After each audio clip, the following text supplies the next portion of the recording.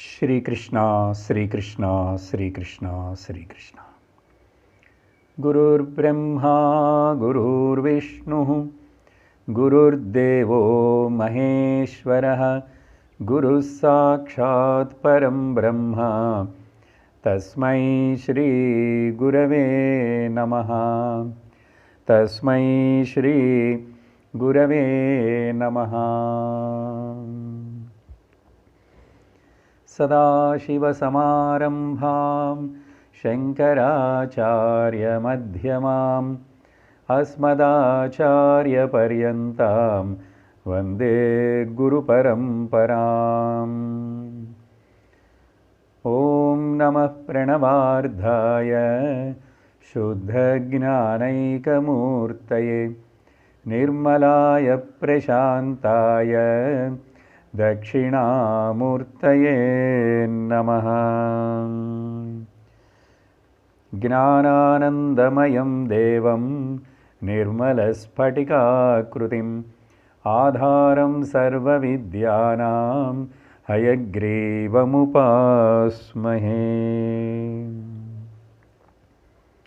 हरि ओम तत्सत्।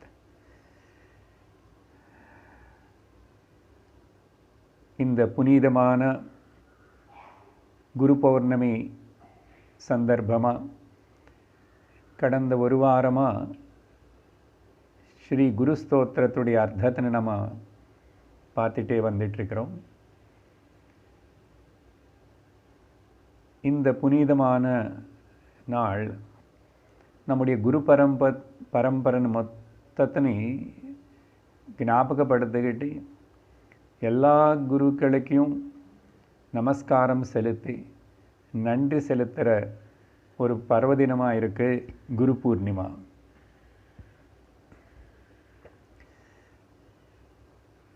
குரு பாஹ்யமாக இருக்கிற ஒரு வியக்தி இல்லை. பாஹ்யமாக இருந்து நமக்கு ஆத்தியாத்மிக வாழ்க்கையில் வழி காட்டிட்டு இருந்தால் கூட நம்முடைய ஹிருதயத்தில் எப்போ குருவுடைய உபதேசங்கள்னால பாஹ்யமாக இருக்கிற குருவுடைய உபதேசங்கள்னால உள்ளே இருக்கிற அந்த புத்தி தெளிவாகி வாழ்க்கையில் ஏற்படுற ஒரு அனுபவத்திலிருந்தையும் ஒரு பாடம் கற்றுக்கிற ஒரு சக்தி நமக்கு எப்போ ஏற்படுறதோ அதுதான் உண்மையான குரு தத்துவம் நமக்குள்ளே வேலை செய்கிறது அப்படின்வார் சுவாமிஜி. அதனால் இந்த குரு பரம்பரா வந்தே குரு பரம்பராம் பகவான் ஸ்ரீமன் நாராயணன் ஆரம்பித்து அப்புறம் வியாசர் பகவானோட அவதாரமே व्यासाय विष्णुरूपाय व्यासरूपाय विष्णवे नमो वै ब्रह्मनिधये वासिष्ठाय नमो नमः. அந்த வியாசருடைய பிறந்த நாள் அப்படின்னும் இன்னைக்கு நம்ம கொண்டாடுறோம். அப்படிப்பட்ட ருஷி பரம்பரைக்கு அவங்க செஞ்ச இந்த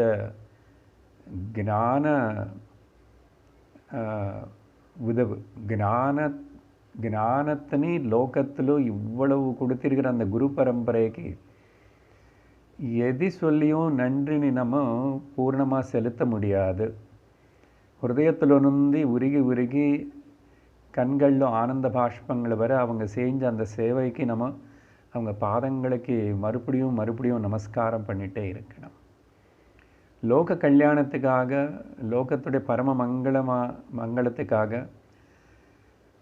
ஒரு மனிதன் அவனோட ஹிருதயத்திலோ சாந்தி சம்ருத்தி ரக்ஷணா அமைதி அவங்க தேடி உள்ளக்கு பார்த்து தெரிஞ்சுக்கணவனே அந்த ஆத்ம வித்யனை இந்த குரு பரம்பரை நமக்கு சொல்லி கொடுக்கறது.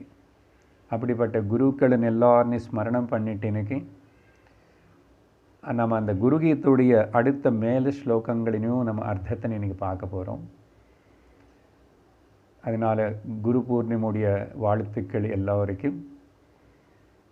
அந்த குரு நம்ம எப்பவுமே ஹிருதயத்திலிருந்தையும் உள்ளே இருந்து பகவானே குரு ரூபத்திலோ வெளியிலும் இருந்து நமக்கு வழி காட்டுறார் அనే நம்பிக்கையோட அத்தியந்த ஸ்ரத்தையோட குரு சாஸ்திர வாக்கேஷு அத்தியந்த விஸ்வாச ஏவ ஸ்ரத்தா அப்படிப்பட்ட ஸ்ரத்தையோட மறுபடியும் இன்றைக்கி இந்த குரு பூர்ணிமா அன்னைக்கு நம்ம அந்த குரு பரம்பரைக்கு வணங்கி அவங்க காட்டி கொடுத்த இந்த மார்க்கத்தில் நம்ம பயணிக்கணும். குருவுக்கு செலுத்துகிற சிறந்த குருதட்சணை வந்து குரு சொல்கிறபடி நடக்கிறது. எப்போ குருவுடைய உபதேசத்தினை நம்ம ஹிருதயத்திலோக்கி வாங்கிட்டு அதனை ஃபாலோ அதனை புரிஞ்சுக்கிட்டு எசிமுலேட் பண்ணிக்கிட்டு வாழ்க்கையிலோ இம்ப்ளிமெண்ட் பண்ணுறதுக்கு நம்ம முயற்சி பண்ணுறோமோ அதுதான் குரு பரம்பரைக்கு நம்ம செலுத்துகிற ஒரு சிறந்த காணிக்கை ஆர் தட்சிணை. குரு வேறு எதுவுமே எதிர்பார்க்க மாட்டார். நம்ம திருப்திக்கு வேறு ஏதேதோ பண்ணால் கூட உண்மையான குரு தட்சிணை உண்மையான சுஸ்ரூஷ అనేది அதில் தான் இருக்கு. அதனால் இந்த குரு பரம்பரை ஸ்மரணம் பண்ணிக்கிட்டு அந்த குரு ஸ்தோத்திரத்தில் மேலும் இன்னைக்கு பார்க்க வேண்டிய ஸ்லோகங்களை நம்ம அர்த்தம் தெரிஞ்சுக்கிறோம். கடந்த வாரம் 8வது ஸ்லோகம் வரைக்கும் அர்த்தத்தினை பார்த்திருக்கோம். ஒரு வாட்டி இந்த 8 ஸ்லோகங்களையும் ஸ்மரணம் பண்ணுறோம். அகண்ட மண்டலாகாரம் வியாப்தம் ஏன சராச்சரம் தத்பதம் தரிசிதம் ஏன தஸ்மை ஸ்ரீ குரவே நமः. அஜ்ஞானதிமிராந்தஸ்ய ஞானாஞ்சனசலாகய சக்ஷுருன்மீலிதம் ஏன தஸ்மை ஸ்ரீ குரவே நமः. குருர்ப்ரம்மா குருர்விஷ்ணுः குருர்தேவோ மகேஸ்வரः குருः சாக்ஷாத் பரம் பிரம்ம தஸ்மை ஸ்ரீ குரவே நமः. ஸ்தாவரம் ஜங்கமம் வியாப்தம் யத்கிஞ்சித் சசராச்சரம் தத்பதம் தரிசிதம் ஏன தஸ்மை ஸ்ரீ குரவே நமः. சின்மயம் வியாபி யத் சர்வம் த்ரைலோக்யம் சசராச்சரம் தத்பதம் தரிசிதம் ஏன தஸ்மை ஸ்ரீ குரவே நமः. சர்வஸ்ருதிசிரோரத்ன விராஜிதபதாம்புஜः வேதாந்தாம்புஜசூர்யோ யः தஸ்மை ஸ்ரீ குரவே நமः. சைதன்யஸ்யாஸ்வதசாந்தः व्योमातीतो निरञ्जनः बिन्दुनादकलातीतः तस्मै श्री गुरवे नमः. ज्ञानशक्तिः समारूढः तत्त्वमाला विभूषितः भुक्तिमुक्तिप्रदाता च तस्मै श्री गुरवे नमः. तस्मै श्री குரவே நமः. கடந்த வாரம் இந்த 8வது ஸ்லோகம் வரைக்கும் அர்த்தத்தினை பார்த்திருக்கோம். பார்வதி பரமேஸ்வருக்கு நடுவில் நடக்கிற சம்வாதத்திலோ பேசப்பட்ட குரு கீதையிலிருந்து எடுத்த முக்கியமான ஸ்லோகங்கள் தான் இந்த குரு ஸ்தோத்திரம். 8வது ஸ்லோகத்திலோ என்னுடைய குரு அவருக்கு நான் நமஸ்காரம் பண்ணுறேன், எப்படிப்பட்ட குரு எப்படி இருக்காருன்னு சொல்லும்போதும் யார் புக்தியும் முக்தியும் எனக்கு கொடுப்பாரோ பிரதாதா புக்திஞ்ச முக்திஞ்ச பிரதாதா புக்தி முக்தி பிரதாதா. அப்புறம் அவர் அழகான ஒரு மாலை கணத்தில் போட்டு வச்சிருக்கிறார். என்னன்னா ஞானசக்தி தத்துவமாலானே ஒரு பூமாலை, தத்துவங்களினால் கோக்கப்பட்ட மாலை, தத்துவங்களே புஷ்பங்கள், தத்துவ விஷயங்களே புஷ்பங்கள். அதனால் அவர் ஞான சித்தனாக இருக்கார், ஞான நிஷ்டனாக இருக்கார் என்னோட குரு. ஞான சக்தி சமாரூடக, எல்லா சக்திலேக்கும் இந்த ஞான சக்தி தான் உத்தமானது, அத்தியந்த சிறந்ததுன்னு சொல்லி அப்படிப்பட்ட என்னுடைய குருவுக்கு வந்து நானும் நமஸ்காரம் பண்ணுறேன். தஸ்மை குரவே நமஹ, ஸ்ரீ குரவே நமஹ. அடுத்ததாக இன்னைக்கு 9வது ஸ்லோகத்துடைய அர்த்தத்தினை பார்ப்போம். அநேக ஜன்ம சம்பிராப்த கர்மபந்த விதாஹினே ஆத்மஜ்ஞான பிரதானேன தஸ்மை ஸ்ரீ குரவே நமஹ. மேல ஸ்லோகத்தில் சொன்ன மாதிரி லோக சுகங்கள், பௌத்திக சுகங்கள் தான் வேணுமன்னா, பரலோக சுகங்கள் வேணுமன்னா கூட அந்த சத்குரு வந்து அனுகிரகம் பண்ணுவார். ஆனால் முக்தி வேணும்னு யார் விரும்புகிறாங்களோ அப்படிப்பட்ட முக்தி கேட்குற சிஷ்யர்களுக்கு, சாதகர்களுக்கு வந்து ஆத்ம ஞானத்தினை அவர் பிரதானம் பண்ணுவார். அதனால் இந்த ஆத்ம ஞான பிரதானேன, ஆத்ம ஞானத்தினை பிரதானம் செய்கிற அந்த குருவுக்கு, என்னுடைய குரு வந்து ஆத்ம ஞானத்தினை எனக்கு பிரசாதம் எனக்கு கொடுத்தவர். ஸோ முக்தி வேணும் எனக்கு. அதனால் முக்தி எப்படி வரும்? ஆத்ம ஞானத்தினால, ஸ்வரூப ஞானத்தினால தான் முக்தி வரும். அப்படிப்பட்ட ஆத்ம ஞானத்தினை எனக்கு குரு கொடுக்கணும்னா அது கேவலம் ஆசீர்வாதம் பண்ணுறதுனாலையோ கை காட்டுறதுனாலையோ நடக்கலை.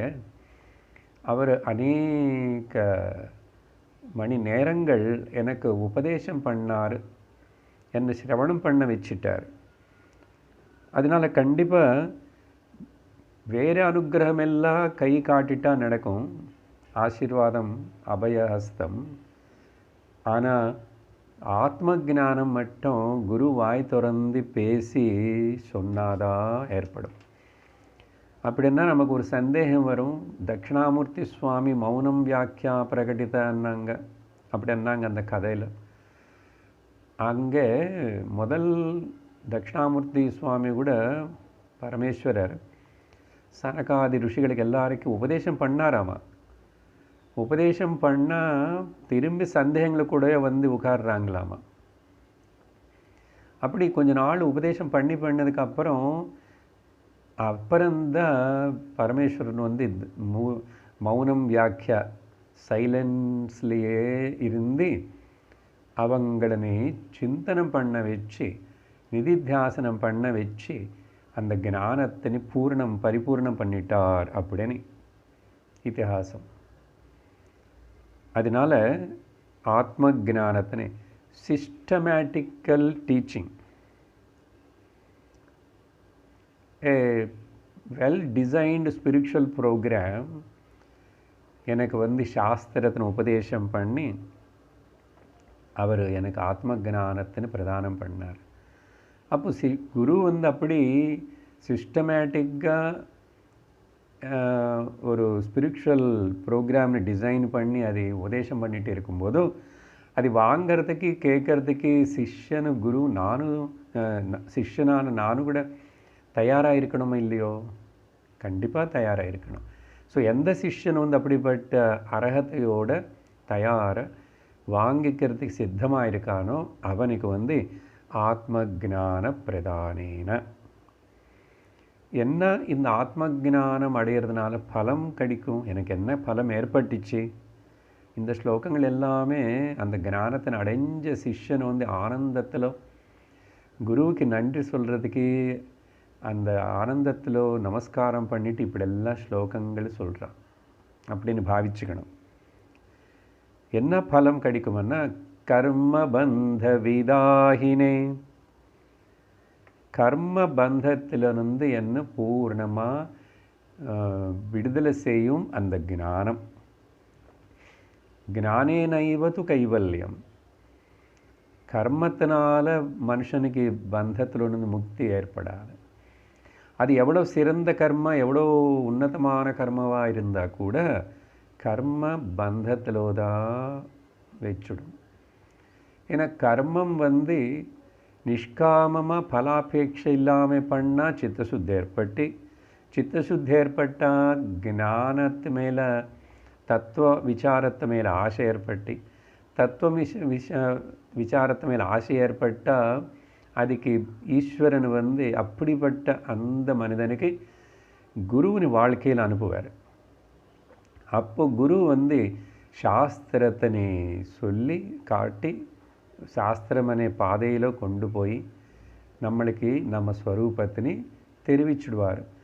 அப்படி இல்லை நார்மலாக கர்மத்தினை சகாமமாக பண்ணால் வேறு இதெல்லாமே கிடைக்கலாம், வேறு லோகங்களும் கிடைக்கலாம், நல்ல வேறு ஜென்மமும் கிடைக்கலாம்.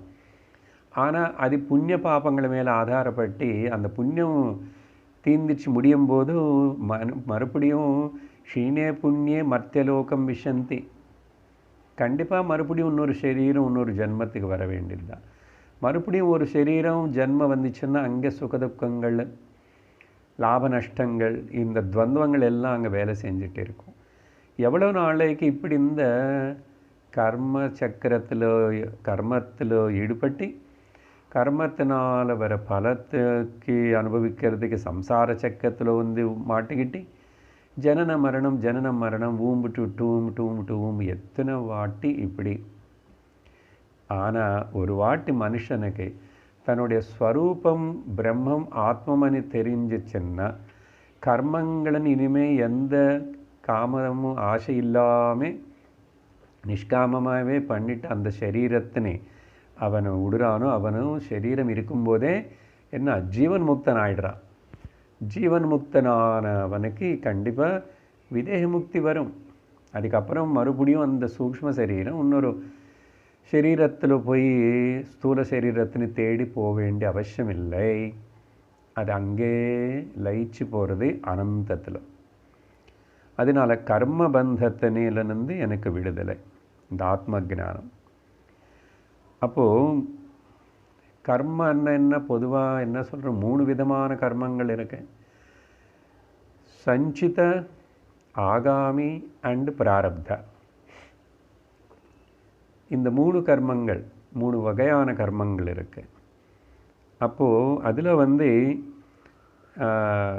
முக்கியமாக சஞ்சித கர்மா ஆல்ரெடி சேர்த்து வச்ச பேலன்ஸ் எக்குமுலேட்டட் பேலன்ஸ்டு கர்மா சஞ்சித கர்மா.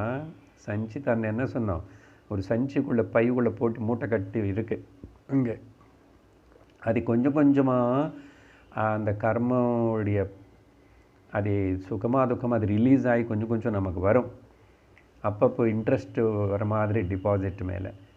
ஸோ அந்த சஞ்சிதம் ஞானத்தினால, ஆத்ம ஞானத்தினால அது டிஸ்ட்ராய் ஆகும்.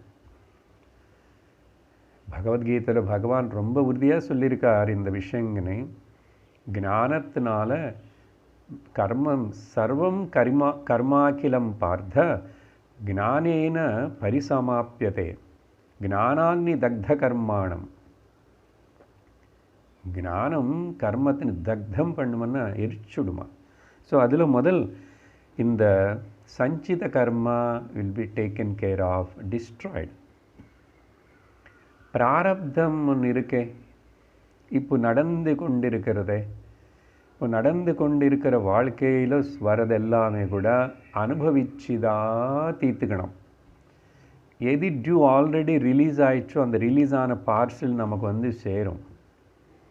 அந்த மாதிரி பிராரப்தம்னா ஆல்ரெடி ரிலீஸ்டு ஒரு செட் ஆஃப் கர்ம பலங்கள். அது பிரிண்ட் ரெடியாக இருக்கே நமக்கு இப்போ அது தாக்கும். வில்லில் விட்டுன்னு அம்பு அப்படின்னு சொல்லுவாங்க. அது போய் ஒரு இடத்துல கீழே அடிச்சு தான் கீழே விடும். அந்த மாதிரி இந்த பிராரப்தம் అనేది தொடங்கி கிளம்பி வந்துச்சு. அதுக்கு இன்னும் இந்த சரீரம் வந்ததே காரணம் ஒரு கர்ம பிராரப்தத்தினால தான். இப்போ இது வந்து இந்த சரீரம் இந்த சூக்ஷ்ம மனசு இருக்கிற வரைக்கும் அதுக்கு என்னென்னமோ வரும், அதை அனுபவிச்சு தான் தீர்த்துக்க வேண்டும். அப்போது அந்த அனுபவிக்கிறதுக்கு பிராரப்தத்தினே நமக்கு சக்தி வேணும். ஏதோ சுகம் வருமோ ஆல்வேஸ்ன்னு நினச்சிக்க முடியாது. கேவலம் திதிக்ஷ மூலமாக பொறுத்துக்கோ என்றார் பகவான். என்டியூர் எப்படின்னா ஆக்செப்ட், அது அப்படி தான், வேறு வழி இல்லை. அது அவாய்ட் பண்ண முடியாது. சரியா? அந்த திதிக்ஷை பற்றி சொல்லும்போது அப்பிரீதிகாரபூர்வகம் அப்படின்னு விவேக சூடாமணியில் பார்த்தோம். எந்த ஒரு ரியாக்ஷனும் ரீவோல்ட் இல்லாமல் அது ஈஸ்வரனுடைய சங்கல்பம், அந்த பிராரப்தம். ஓ பகவானே, நானும் முன் ஜென்மத்தில் என்னென்ன செஞ்சானோ அதுக்கு தகுந்த மாதிரி தான் அது எனக்கு தான் வந்துடுது, அது எனக்கு தெரிஞ்சதே. அதனால் நான் வந்து இப்போ அதை பற்றி ஒன்றும் கம்ப்ளைண்ட் பண்ண மாட்டேன், கவலைப்பட மாட்டேன். அதனால் எனக்கு அதுக்கு சம்மந்தம் இல்லை. அது பாட்டுக்கு அது சரீரத்துக்கு என்ன தொந்தரவு கொடுக்குமோ, என்ன சுகம் கொடுக்குமோ துக்கம் கொடுக்குமோ அது கொடுத்துட்டே இருக்கட்டும் அப்படின்னு ஆக்செப்ட் பண்ணுற அந்த ஒரு கம்ப்ளைண்ட் இல்லாமல் ஏற்றுக்கிற தன்மைக்கு பேர் தான் திதிக்ஷா. மாத்ரா ஸ்பர்ஷாஸ்து கௌந்தேய சீதோஷ்ண சுக துக்கதாக ஆகமாபாயினோ நித்யாக தான் திதிக்ஷஸ்வ பாரத. பகவத்கீதையிலோ பகவான் கிருஷ்ணர், ஹே கௌந்தேயா, இது எல்லாம் இந்திரியங்களுக்கு சம்பந்தப்பட்ட அந்த வஸ்துகள். மாத்ரா ஸ்பர்ஷாஸ்து, பை கான்டாக்ட் ஆஃப் திஸ் இந்திரியங்கள் senses to the outer objects வந்து சீத உஷ்ண சுக துக்கா இதெல்லாமே ஏற்படுறது. அது பிராரப்தத்தினால எது வருமோன்னு ஒன்று ஆக்செப்ட் பண்ணிக்கோ. இன்னொன்று வந்து இப்படில புத்தியில் இந்த விவேகம் ஏற்படுத்தி இந்திரியங்கள் உஷ்ணத்துக்கு கிட்ட வரும்போது சூடாக தான் தெரியும், ஐஸுக்கு கிட்ட வரும்போது சீத்தளமாக தான் தெரியும். அது அப்படி இந்திரியங்களுடைய ஸ்பர்ஷத்தினால பாஹ்ய வஸ்துகளுக்கு பாஹ்ய விஷயங்களுக்குனால ஏற்படுற ஒரு எஃபெக்ட் தான் சொல்லிட்டு மாத்ரா ஸ்பர்ஷாஸ்து கௌந்தேய சீதோஷ்ண சுகதுக்கதான் வந்து வந்து போகிற விஷயங்கள். அது எதுவுமே பர்மனெண்ட்டு கிடையாது. ஆகமா அபாயினஹா, வரும் போகும்.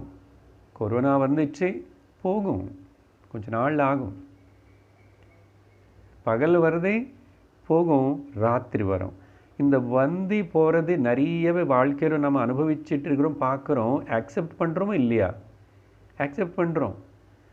அதனால தான் சுகமோ துக்கமோ லாபமோ நஷ்டமோ அப்புறம் ஆரோக்கியமோ வியாதி வந்து இப்படி இல்லை ஆகம அபாயினஹா. அதனால் தாம் ஸ்திதிக்ஷஸ்வ, ஜஸ்ட் பொறுத்துக்கோ, சும்மா அப்படி பாரு. உதாசீனாயிரு, அது பாட்டுக்கு அது நடந்து போட்டோம். ஆனால் மனசனை அதில் போட்டு நீ அதில் உளுந்து போக வேண்டாம். ஸோ இந்த ஞானத்தினால பிராரப்தம் விஷயம் சொன்னோமா. அடுத்தது ஆகாமி. பிராரப்தம் எக்ஸாஸ்ட் பண்ணி தான் முடிச்சுக்கணும். ஆகாமி வந்து ஆகாமின்னா இப்போ இந்த வாழ்க்கையில் கர்ம செய்கிறானே, இந்த சரீரம் கர்மங்கள் செய்கிறதே சிலது. அது நல்ல கர்மா கெட்ட கர்மான்னு கர்மங்கள் செய்கிறது. அப்போது ஆனால் இங்கே கிளைம் பண்ணுறதுக்கு ஆள் இல்லாதனால, நிஷ்காமமாக செய்கிறதுனால, ஈஸ்வரார்ப்பண புத்தியோடு செய்கிறதுனால, நைவ கிஞ்சித் கரோமீதி யுக்தோ மன்யேத தத்துவவித். எல்லாம் பகவத்கீதை பகவான் சொன்ன வார்த்தைகள் தான். பஷ்யன் ஸ்ருண்வன் ஸ்புருஷன் ஜிக்ரன் அஷ்ணன் கச்சன் ஸ்வபன் ஸ்வபன் பிரலபன் விசுர்ஜன் குருண்ஹன் உன்மிஷன் நிமிஷன் நபி. இத்தனை வேலைகள் ஏதி நடந்தான் அது எல்லாமே நான் ஆத்மாவா பிரம்மனா எதுவுமே பண்ணல, எனக்குள்ளே இந்த ஒரு சரீரம் காணப்படுறது, சரீரம்ல என்னமோ நடக்கிறது. I am not concerned about it. அப்படிப்பட்ட ஒரு தியாக பாவம், தியாகந்தானே முக்கியம் ஞானத்துக்கு. ஸோ அதனால் என்ன ஆகிடுது, ஆகாமி கர்மன்னு ப்ரெசென்ட் லைஃப்பில் மறுபடியும் ஜெனரேட் பண்ணி போய் சஞ்சிதனில் சேர கர்மத்துக்கு பேர் ஆகாமி கர்மா. அப்படி ஏதாவது ஆகுமா இவனுக்குன்னா, எனக்கு ஒன்றும் ஆகாதன்ற. கர்மபந்த விதாகினே. இதனால் என்னாகும், இந்த கர்மபந்தம் சும்மா கொஞ்சம் இப்போ பண்ணி வந்ததில்லை, அநேக ஜென்ம சம்பிராப்தமாக இருக்குது.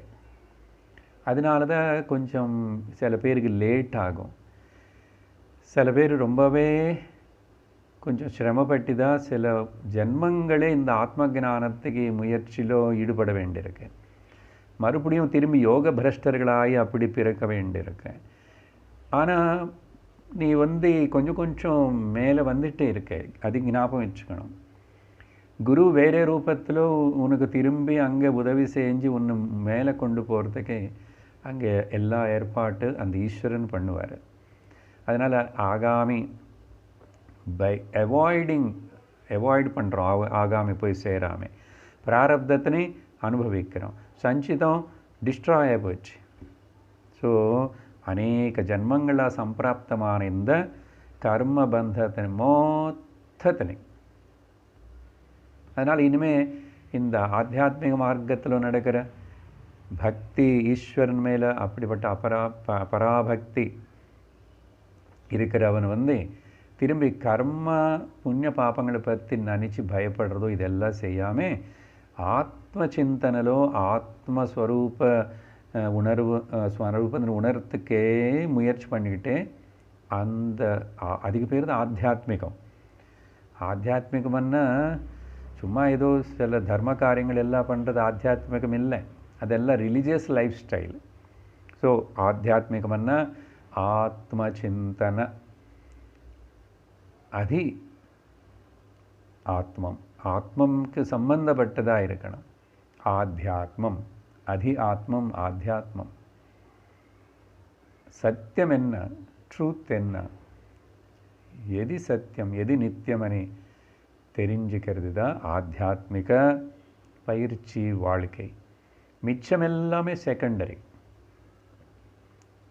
அப்படிப்பட்ட அந்த குருவுக்கு அநேக ஜென்மங்களாக சம்பிராப்திச்சு என்னால் செய்யப்பட்ட அந்த கர்மபந்தத்தின் மொத்தத்தினை விதாகினே அதிலிருந்து விடுப்பிச்சு எனக்கு விடுதலை கொடுத்தாரு. ஆத்ம ஜான பிரதானேன, ஆத்ம ஜானத்தை கொடுத்தனால அவர் என்ன பண்ணார், ஆத்ம ஜானம் உபதேசம் பண்ணிட்டார். அதுதான் மெடிசன். அந்த மெடிசனை கொடுத்தாரோ என்னுடைய சம்சார வியாதி போயிடுச்சு. அடுத்தது 10வது ஸ்லோகத்தில்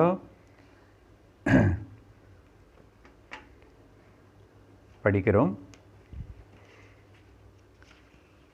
நகு சோஷணம் பவசிந்தோஷ்ச ஜ்ஞாபனம் சாரசம்பதः குரோः பாதோதகம் சம்யக் தஸ்மை ஸ்ரீ குரவே நமः.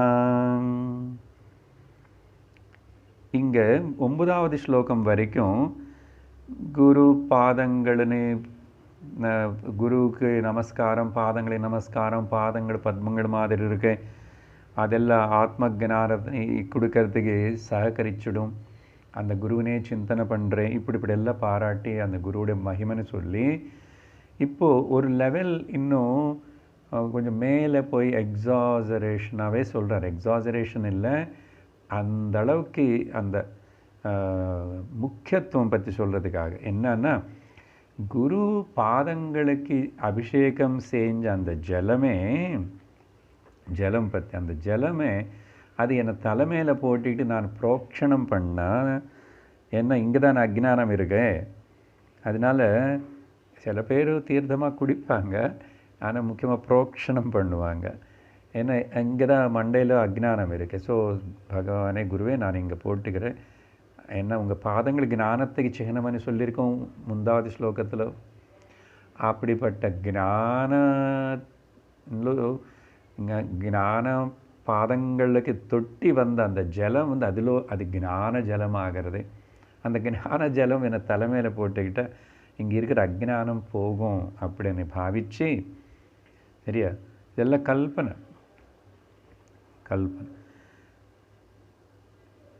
குருஹோ பாதோதகம், குரு பாதங்களுக்கு செஞ்ச அபிஷேக ஜலம்னால ஓகே, அது என்ன பண்ணணும் అనేది இங்கே சொல்லலை. அந்த பாத ஜலம் நீ தீர்த்தமாக எடுத்துக்கோ, கண்ணுக்கு பூசிக்கோ, தலை மேலே புரோக்ஷணம் பண்ணிக்கோ అని అర్థం. என்ன பண்ணும்? பவசிந்தோஹோ சோஷணம் சம்யக். இந்த ஜலம் வந்து குரு பாத அபிஷேக ஜலம் நானு உளுந்தி முழுங்கி போயிட்டுருக்கிற நீச்சல் அடிச்சிட்ருக்கிற இந்த பவ ஜலம் இருக்கே, சம்சார சிந்தோன்னா சம்சார சாகரம், இந்த அக்ஞான சாகரம், இது சாகரம்னு அங்கேயும் ஜலந்தான்.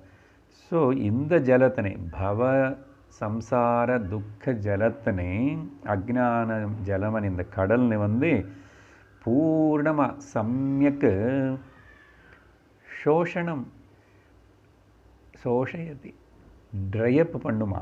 சோஷணம்னா ட்ரை பண்ணுறதுன்னு அர்த்தம்.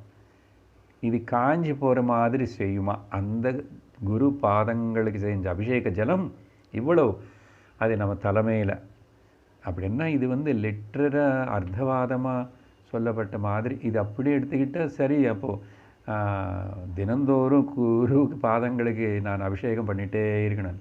அக்கேஷ்னலாக ஏதோ பண்ணுறோம். அர்த்தம் என்னன்னா ஞானத்தினை தினந்தோறும் குரு கிட்ட போகணும், குரு பாதங்களுக்கு முன்னாடி நமஸ்காரம் பண்ணணும், குருவுக்கு முன்னாடி ஆசீனம் உட்காரணும், குரு செய்கிற உபதேசத்தினை வாங்கிக்கணும், சிரவணம் பண்ணணும், சாஸ்திரத்தினை கேட்கணும். அப்படி தான் கொஞ்சம் கொஞ்சம் அந்த ஜலம் குரு வாயால் வர அந்த ஞான கங்கைன்னு நம்ம காதனால் குடிக்கணும். அதுதான் அர்த்தம், அதுதான் வேலை பண்ணும். ஆனால் அது வந்து இப்படி கொஞ்சம் இமேஜரி பண்ணி சொல்லும்போது பவசிந்தோஹோ பாதோதகம் குரோஹோ பவசிந்தோஹோ ஜலம் சோஷணம் பவதி சம்யக் பூர்ணமாக. இதில் ஒரு சந்தேகம் கிடையாது. அது சொன்ன முதல்லையே சந்தேகம் இருந்தால் அஸ்ரத்தான்னு அர்த்தம், சந்தேகம் இல்லைன்னா ஸ்ரத்தான்னு அர்த்தம். குரு சாஸ்திர வாக்கேஷு விஸ்வாசா ஏவ ஸ்ரத்தா. அது மட்டும் இல்லை, அடுத்த இன்னொரு வார்த்தை வரியில் என்ன சொல்கிறான்னா ஞாபனம் சாரசம்பதா. என்ன பண்ணும்? எல்லா சம்பதனைக்கு எல்லா சம்பதையுடைய சாரம் எசன்ஸ் நடுவோம் சாரசம்பதா. எனக்கு வந்து அப்படிப்பட்ட సార సంపదలోకెల్లా మొత్తం సంపద என்னமோ அந்த சம்பத்தில் கூட சாரமானது எனக்கு ஞாபனம் அப்படின்னா ரிவீல் பண்ணும். ஞாபனம்னா ஞாபனம் ச சரியா. அங்கே சன்னா ஒன்று வந்து பவசிந்தோ ஜலத்தினை சோஷணம் பண்ணுறது, அப்புறம் சார சம்பதனை ஞாபனம் பண்ணுறது. ஞாபனம்னா ஞாபகப்படுத்துறதுன்னு அர்த்தம். ஞாபகப்படுத்துறதுன்னு அர்த்தம் ரிவீல் பண்ணுறது, தெரிவிக்கிறது என் அர்த்தம். சரியா? அப்போது என்ன அர்த்தம் இதுக்கு? ஞானசார சம்பதம், அது ஞாபனம் சார சம்பதன்னா ஜீவஸ்ய ஈஸ்வரஸ்ய ஜகதஸ்ய. அசல் அது மூணுத்துடைய உண்மை என்ன? அது essentially what is jiva, what is jagat, what is Ishvara. அதுதான் அதோடைய சாரம்னு, அதோடைய உண்மையான நேச்சர் என்ன, அப்புறம் அது மூணுத்துக்கு இருக்கிற சம்பந்தம் என்ன. இதுதானே வேதாந்தத்தில் மொத்தம் படித்து நம்ம பேசுகிற டாபிக்ஸ் வந்து ஜீவ ஈஸ்வர ஜகத்து, இந்த மூணு விஷயங்கள் தான். இந்த மூணுத்துக்கு இருக்கிற சம்பந்தம் என்ன, அப்புறம் இந்த மூணுமே எங்கே எப்படி ஏற்படுறது, எப்படி வந்தது, எப்படி நடக்கிறது, யார் நடத்துகிறான், என்ன மேலே எது மேலே ஆதாரப்பட்டிருக்கானே இது. ஸோ இந்த விசாரம் எல்லாம் சொல்லும்போதும் சிம்பிளாக, ஸோ ஜீவஸ்ய ஜகதஸ்ய ஈஸ்வரஸ்ய அசல் உண்மையான தத்துவம் என்னது, சாரம் என்ன, அதுதான் அந்த சார சம்பதன் எனக்கு ரிவீல் பண்ணுறது. ரிவீல் பண்ணுறதுக்கப்புறம் என்ன சார் அந்த சாரம்னா, சச்சிதானந்த ரூபாய விஸ்வோத்பத்தியாதி ஹேதவே. விஸ்வம் இங்கே விஸ்வம் உற்பத்தி பண்ணுறதுக்கு ஈஸ்வரன் இருக்கணும், அப்புறம் விஸ்வத்தில் ஜீவன் இருக்கணும். ஸோ ஜீவ ஜெகத் ஈஸ்வர அப்படிப்பட்ட மூணுத்துக்கு சம்பந்தப்பட்ட தாபத்ரய விநாசாய, அது மூணுத்தனி பற்றி இருக்கிற கன்ஃபியூஷன்,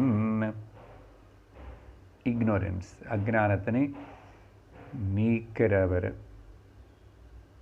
ஸ்ரீகிருஷ்ணாய, யார் ஸ்ரீகிருஷ்ணன்னா குருதா, ஜெகத்குரு. கிருஷ்ணம் வந்தே ஜெகத்குரும், கிருஷ்ணம் வந்தே ஜெகத்குரும். குரு தானே கிருஷ்ணா, ஆத்மரூபத்தில் கிருஷ்ணன் தான் ஆக்கர்ஷிச்சுட்டு எல்லாருமே உள்ளே இருக்கார், எல்லா ஹிருதயத்திலும். அதனால் அந்த சச்சிதானந்த சாரம், அதுதான் சம்பத அப்படின்னு சொல்லிட்டு, இதுதான் சிறந்த பொக்கிஷம். இது தெரிஞ்சுக்கிறது தான், இந்த சாரத்தின்னு தெரிஞ்சுக்கிறது, அது நானன்னு தெரிஞ்சுக்கிறதா ஞாபனம் சார சம்பத. புரியுறதா? ஸோ அழகா இந்த 10வது ஸ்லோகத்தில் இப்படிப்பட்ட 2 விஷயங்கள், பவசிந்துனி சோஷணம் செய்யும், குரு பாதம்னா குரு பாதங்கள் ஞானம், குரு கொடுக்குற ஞான கங்கை இந்த சம்சாரமனே சமுத்திர ஜலத்தினே அதை சுஷ்கிப்ப செய்யும், ட்ரையப் பண்ணும். அப்புறம் எனக்கு சாரம் என்னது முன்னே என்னது தெரிவிக்கப்பட்டுச்சு. அதுக்கு பிறகு 11வது ஸ்லோகத்தில் ந குரோரதிகம் தத்துவம் ந குரோரதிகம் தபஹ தத்வஜ்ஞானாத் பரம் நாஸ்தி தஸ்மை ஸ்ரீ குரவே நமஹ.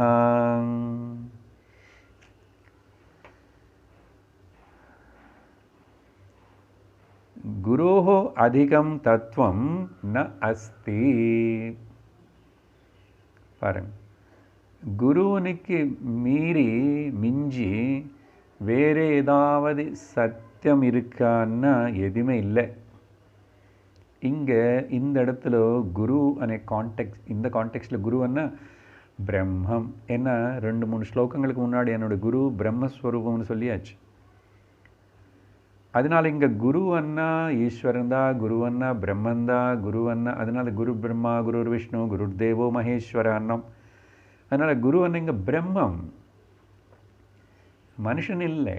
பிரம்மமே தான் ஒரு குரு ரூபத்தில் ஒரு சரீர ரூபத்தில் இந்த சத்தியத்தினை அப்படி லோகத்தில் தெரிவிக்கிறது பாருங்கள். அதனால் குரு பரம்பரை பிரம்மமே பகவான் சாட்சாத் அப்படி பல ரூபங்கள் எடுத்துக்கிட்டு வர்றார். ஸோ பிரம்மமனை சொல்லிட்டு அந்த அந்த பிரம்மஸ்வரூபமான குருவுக்கு தவிர வேறு அதிகமான இன்னொரு தத்துவம் எதுவுமே இல்லை. அதனால குரு தத்துவம் நம்ம இந்த சீரீஸு டாக்ஸுக்கு என்ன கொடுத்தோம்? ஸ்ரீ குரு தத்துவம். இட் இஸ் எ தத்துவம், நாட் எ பர்சன். அதனால தான் குரோஹோ அதிகம் தத்துவம் ந அஸ்தி. கு ரு அనే பதத்துக்கு அர்த்தம் சொன்னோம் பார்த்தீங்கன்னா, அது இங்கே எடுத்துக்கிட்டால் கூட இன்னும் நல்லா அப்போதான் மோர் தேன். ஏன்னா எது குகாரஸ்துவந்தகாரோ வை ருகாரஸ்தன்னிவர்த்தக அந்தகார நிரோதித்வாத் குரு ரித்ய விதீயத்தைன்னு சொன்னோம் முதல் வாரத்தில். அதனால் பிரம்மம் குரு, குருவதான் பரம தத்துவம். அந்த தத்துவம் தான் அஜ்ஞானத்தை நீக்கிறது. அதனால தான் குரு. ரு அண்ணா ரிமூவர், கு அண்ணா darkness, remover of the darkness and ignorance is called guru. அப்படிப்பட்ட அந்த குருக்கே அதிகம் இதுக்கு மேலே மீறி ஒன்றும் வேறு இல்லைங்க அப்படின்னு. அப்புறம் அடுத்தது குரோஹோ அதிகம் தபஹ அபி ந அஸ்தி. அது மட்டும் இல்லை, குரு இந்த குருவுக்கு வழிபாடுறது, இந்த குருவினை சேவிக்கிறது, இந்த குருவினை நமஸ்கரிக்கிறது, இந்த குரு சொல்கிற உபதேசம் எடுத்துக்கிறது, இல்லைன்னா அந்த பிரம்மம்னு தெரிஞ்சுக்கிறது தவிர அந்த பிரம்மம்னு தெரிவிக்கிறதுக்கு வேண்டிய பயிற்சி ஏதாவது இருந்த சிரவணம் மனனம் தவிர வேறு இன்னொரு பெரிய தபஸ் எதுவுமே இல்லை. ஆனால் நம்ம புராணத்திலோ கதையிலோ லோகத்திலோ எத்தனையோ பல பல பல வகையான தபஸுகள் எல்லாத்தினை பற்றி பார்க்குறோம். இப்போவும் நிறைய பேர் நிறைய விரதங்களே அதெல்லாம் பண்ணுறாங்க. நீ என்ன விரதம் பண்ணாமல் இரு, உன்னுடைய மனசு பிரம்ம சிந்தனையில் ஈடுபடுறதா, பிரம்ம தத்துவத்தை விசாரம் பண்ணுறதுக்கு ஆசைப்படுறதா, அதில் விருப்பம் காட்டுறதா, அவ்வளோதான், அது தபஸ். அதனால் நமக்கு இப்போ இது கேட்குற நீங்கள் எல்லாருக்கும் உங்களுக்கு இதில் இவ்வளோ ஈடுபாட்டு இன்ட்ரெஸ்ட்டு சத்சங்கத்தில் இந்த தத்துவ விஷயங்களை சொல்கிறது கேட்குறதுக்கு விரும்பி கேட்குறீங்க பாருங்கோ. அதனால தான் நேற்றுக்கு மெசேஜ் கொடுத்தோம். Blessings of the guru is, உங்களுக்கு சத்சங்கம் கேட்கணுமனே ஆசை வருது பாருங்கோ, விரும்பி கேட்குறீங்க பாருங்கோ, ரசித்து கேட்குறீங்க பாருங்கோ, ரசித்து கேட்டு விரும்பி கேட்குறீங்க, ரசிக்கிறீங்க, ரசத்தினை வாங்கிக்கிறீங்க, அந்த ரசத்தினை அனுபவிக்கிறீங்கன்னா அதுதான் பெரிய குருவுடைய பிளெஸ்ஸிங் நடந்து கொண்டு இருக்கிறது, நம்மளை மேலே வர்ஷிச்சிட்ருக்குன்னு அர்த்தம். வேறு எந்த வச்சு மெஷர் பண்ண முடியாது. அப்படி என்ன குருவுடைய அனுகிரகத்தினால தான் குரு இது நடக்கிறதுன்னு மனசில் நினச்சிட்டு ஸ்ரத்தா பக்தியோடு அப்படியே இருந்தால் அது குரு பக்தி, இது குரு அனுகிரகம், ரெண்டும் நடந்து கொண்டிருக்குன்னு அர்த்தம். இல்லைன்னு வேறு எப்படி மெஷர் பண்ணுறது நீங்கள் சொல்லுங்க. ஸோ குரோஹோ அதிகம் தபஹா ந அஸ்தி. அதனால் இப்போ வேறு தப்பம் எல்லாம் ஏதேதோ செஞ்சிட்டோம் தெரியாததுக்கு முன்னாடி, நமக்கு இந்த தத்துவ ஜிக்னாசை ஏற்படுறதுக்கு முன்னாடி, தத்துவ ஜிக்னாசை ஏற்பட்டால் கூட தத்துவம் கேட்கறதுக்கு வேண்டிய ஒரு இடமும் வடி கிடைக்காத வரைக்கும், குரு உபதேசம் பண்ணுற குரு கிடைக்காத வரைக்கும் ஏதேதோ தபஸ் எல்லாம் பண்ணிகிட்ருக்குறோம். அதனால் ஞான தபம் பரம் தபக, ஞான பரம் தபக. அங்கே யஜ்னங்களை பற்றி சொல்லும்போது ஞான யஜ்னந்தான் சிறந்த யஜ்னம்னு பகவான் சொன்னார். அதனால தான் நீ ஞானி ஆகணும்னு சொல்கிறது தான் 6வது அத்தியாயம் கடைசியில் யோகி பவார்ஜுனான்னு அர்த்தம். அங்கே ஞான யோகி ஆகுன்னு அர்த்தம். என்ன தியானம் பற்றி விவரிச்சு. ஸோ குரோஹு அதிகம் தபஹ ஆல்சோ நாட் தேர் அஸ்தி. அதனால் ஸோ குருவுடைய வேதாந்த உபதேசங்களே காது கொடுத்துட்டு ஸ்ரத்தா பக்தியோட கேட்கறதுக்கு மிஞ்சி வேறு இன்னொரு தபஸ் இல்லை. இது நல்லா புரிஞ்சுக்கிட்டு ஏற்றுக்கணும். இது பூர்ணமாக இது இந்த வார்த்தை மேலே உங்களுக்கு அந்த பூர்ணமான அர்த்தம் புரிஞ்சிச்சு, நம்பிக்கை வந்துச்சுன்னா இனிமேல் சந்தேகம் வராது. நான் அது பண்ண வேண்டாமா, இது பண்ண வேண்டாமா, அந்த தபஸ் பண்ண வேண்டாமா, இந்த விரதம் பண்ண வேண்டாமான்னு. பண்ண வேண்டாமான்னு கேட்டால் என்ன அர்த்தம்னா, உனக்கு சந்தேகம் இருக்குது பண்ணிக்கோன்னு சொல்லுவார். இனிமேல் அதை நான் பண்ணணும் என்ன இல்லைன்னமோ பண்ணி தான் அந்த புண்ணியத்தினால தான் தபஸுனால தான் இங்கே எனக்கு தத்துவ விசாரம்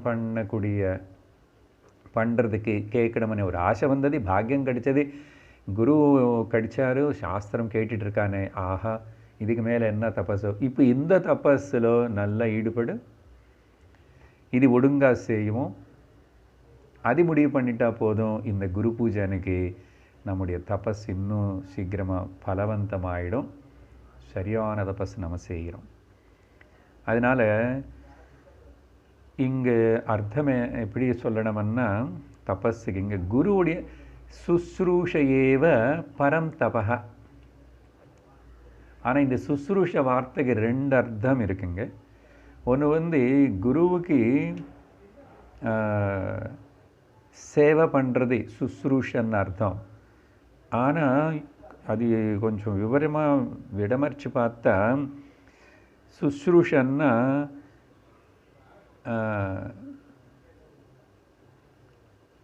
ஒழுங்காக குருவோட உபதேசத்தின்னு கேட்டு அதை அனுசரிக்கிறதுக்கு ஏற்றுக்கிட்டு அனுசரிக்கிறது உண்மையான குரு சுஸ்ரூஷை. சரியா? அசுஸ்ரூஷவே என்னார் நேற்றுக்கு ஒரு ஸ்லோகத்தில் சொன்னானோ, இந்த ஞானம் அந்த கேட்கணவனே விரும்பினவருக்கு விரும்பாதவனுக்கு கேட்டு அதோட சாரம் தெரிஞ்சுக்க ஃபாலோ பண்ணாதவனுக்கு எதுக்கு சொல்லிக் கொடுத்த பிரயோஜனம் என்ன அப்படின்னு இந்த விதமாக புரிஞ்சுக்கணும். சேவையும் பண்ணலாம், ஆனால் அதே பெரிய முக்கியம் இல்லை. ஆனால் அது கொடுக்குற உபதேசத்தினை நல்ல ஒழுங்காக கேட்கறது, கேட்டது புரிஞ்சுக்கிறது, அனுசரிக்கிறது. அப்படி பண்ணால் அனுசரித்தா என்ன பலம் எனக்கு கிடைக்கும்? என்ன எல்லாத்துக்கும் பலம் எதிர்பார்ப்போம் இல்லை? தத்துவஜானம் ஏற்படும். அதனால் அடுத்த வரியிலோ தத்துவஜானாத் பரம் நாஸ்தி. ஸோ குரோ அதிகம் ந பரஹ, அப்புறம் குரோ அதிகம் ந தபஹ. ஏன்னா அதனால் வர பலம் தத்துவஜானம் ஏற்படுறது. அதனால் தத்துவஜானாத்து அதுக்கப்புறம் என்ன வேறு ஏதாவது வேணுமா உனக்கு? வேறு லோகம் போகணும், அங்கே போகணும், இங்கே போகணும், வீடு வேணும், செல்வம் வேணும், சொத்து வேணும், குழந்தைகள் வேணும், இதெல்லாம் சம்சாரம் தானே. அதனால் தத்துவஜானம் ஏற்பட்டால் அதுக்கு மிஞ்சி மீறி இனிமே ஏற்பட வேண்டியது அடைய வேண்டியது எதுவுமே இருக்காது, பூரணம் ஆயிடுறோம். அதுதானே உபனிஷத்துக்களில் உள்ள கேள்வி. எது தெரிஞ்சுக்கிட்டா இனிமேல் எதுவுமே தெரிஞ்சுக்க வேண்டியது அவசியம் இல்லையோ ஓ குரு, அப்படிப்பட்ட வித்துன்னு சொல்லுங்கோ. எது தெரிஞ்சுக்கிட்டா மனுஷனை இப்போ நாரத பக்தி சூத்திரத்தில் பார்த்துட்ருக்குமா, கரெக்டாக அங்கே நின்றுட்டோம். எம் லப்த்வா புமான் சித்தோ பவதி திருப்தோ பவதி. பாருங்க. அப்புறம் ஆனந்தோ பவதி. ஸோ அந்த தத்துவஜானந்தான் முக்கியம், அதுக்கு மீறி இன்னொன்றும் இல்லை. பாருங்கள், 3 வார்த்தைகளுக்குள்ளே சர்வம் சொல்லப்பட்டது. ஓகே, இது எப்படின்னா இப்போது எல்லாமே இருந்துச்சு, எல்லாம் ஏற்பாடு பண்ணோம். இது எலக்ட்ரிக்கல் வயர் போட்டாச்சு, பல்பு வச்சாச்சு, எல்லாம் நல்ல நல்ல விதமாக ஏற்பாடு பண்ணிட்டோம். ஆனால் சுவிட்சு வைக்கலை, சுவிட்சு போடலை. அந்த மாதிரி இருக்கக்கூடாது. அதனால தான் நீ வேறு எந்த தப்பும் ஏதாவது பண்ணும், எல்லாம் சைடு ஆக்சிலரிஸ். அது எல்லாம் பிரயோஜனப்படணும்னா, அங்கே வெளிச்சம் ஏற்படணும், தத்துவஜானம் ஏற்படணும்னா ஸ்ரவணம். அந்த குரு இந்த ஞான தபஸுக்கு வந்தால் சுவிட்சு போட்ட மாதிரி. ஓகே, அப்போது என்ன அர்த்தம்? நான் அடையிற பலம் என்ன? பிரம்மன், நான் பிரம்மஸ்வரூபம், சர்வம் பிரம்மமயமனே ஞானம் எனக்கு ஏற்படும், சர்வத்திர சமதர்சனம் ஏற்படும். தைத்திரிய உபனிஷத்தில் இந்த தபஸு பற்றி பாராட்டி சொல்லப்பட்டிருக்குல்ல. அப்புறம் ஸ்ரவணம் சுவாத்தியாயம் பற்றியும் சொல்லப்பட்டிருக்கு. தபசா பிரம்ம விஜிக்ஞாசஸ்வ தபோ பிரம்மேதி சதபோஸ்தப்யத சதபஸ்தப்த்வா. தபம் பண்ணணும் అనేది முக்கியமாக சொல்லப்பட்டது. தப என்ன சிரமப்படு, சிரமப்படு, ஒர்க் ஃபார் இட். இந்த தப்பானே திருப்பி படிங்கோ தலைகீழ. பதா சமஸ்கிருதத்தில் பதன்னா ஃபாலிங் டவுன். நீ தபம் பண்ணால் தெய்வத்தின நீ தெய்வமனி உணரலாம். நீ தபம் பண்ணலைன்னா பதனமாகி ஜந்துவாகவே வாழலாம், ஜந்துவாக போயிடுவேன். அதனால் அந்த தபஸோடைய முக்கியத்துவம் தப. அப்போது இதுதான் புருகுவலியில் உபதேசம் பண்ணால் தபம் பண்ணிட்டான். என்ன தபம் பண்ணா? ஆத்மச்சிந்தனம் நிதித்தியாசனம் அనే தபம் பண்ணிட்டான். பஞ்சகோஷ விவேகம் பண்ணிட்டான் அந்த புருகு. அதனால தான் அதுக்கு முந்தாவது இடத்துலோ வள்ளிலோ மொத்தத்தில் இதெல்லாம் சில குரு உபதேசம் வேணுமா? ஸ்வாத்தியாய பிரவச்சனேச்ச அங்கே நிறைய சொல்லிக்கிட்டே வரும்போது நடுவில் சுவாத்தியாயம் ஸ்ரவணம் உருக்காக விட்டாத, சாஸ்திர அத்தியனம் விடக்கூடாது, சாஸ்திர அத்தியனம் விடக்கூடாதுன்னு உபனிஷத்து மறுபடியும் சொல்கிறது. ஸோ சுவாத்தியாய பிரவச்சனேச்ச அப்படி சொல்லி கடைசியில் அங்கே முடியும் போதோ தத்தி தபஸ் தத்தி தபஹ அதிதா தபஸ் அதிதா தபஸ் இதிதா தபஸ் ஞான தபஸ் ஸ்ரவண தபஸ். ஸோ மனனம் தபஸ் நிதித்தியாசனம் தபஸ். தஸ்மை ஸ்ரீ குரவே நம. அடுத்தது 12வது ஸ்லோகம். மன்னாத ஸ்ரீ ஜகநாத மத்குரு ஸ்ரீ ஜகத்குரு மதாத்மா சர்வபூதாத்மா தஸ்மை ஸ்ரீ குரவே நம. மன்னாத ஸ்ரீ ஜகநாத. இது முதல் என்னுடைய இஷ்ட தெய்வம்தான் ஜகத்து மொத்தத்துக்கு தெய்வம். இது ஒன்று ஆங்கிள் வந்து இந்த பக்தி நம்ம செய்கிற உபாசனை அதில் வந்து சரியாக புரிஞ்சுக்கிட்டு வந்ததுனால இவனுக்கு இப்போது இவ்வளோ நாள் நான் என்னுடைய இஷ்ட தெய்வமாக வச்சுக்கிட்டு ஒரு ரூபத்தினை நாமத்தினை ஆராதித்து பூஜித்து எல்லாம் செஞ்சுட்டு வந்தானோ, எனக்கு இப்போது குரு கொடுத்த தத்துவ ஞானத்தினால அந்த நீ யார் ஆராதிக்கிறையோ பூஜிக்கிறையோ அந்த கடவுளே தான் ஜெகநாத. இங்கே பேர் பார்த்தீங்களா, ஜகத்து மொத்தத்துக்கு நாதன்னு சொல்லிட்டு அர்த்தம். அங்கே எல்லா நாமரூபங்களும் அதில் கலந்து போச்சு.